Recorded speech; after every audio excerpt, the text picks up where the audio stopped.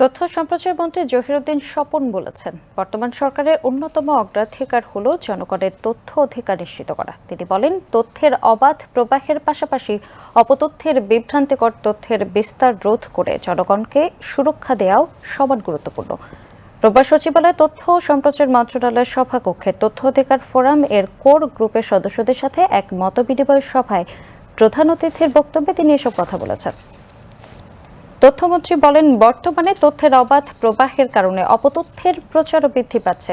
জহিরুদ্দিন স্বপন এ সময় তথ্য অধিকার আইন সংশোধনের লক্ষ্যে উপস্থিত অংশীজনের কাছ থেকে গঠনমূলক সুপারিশ প্রত্যাশা করেন।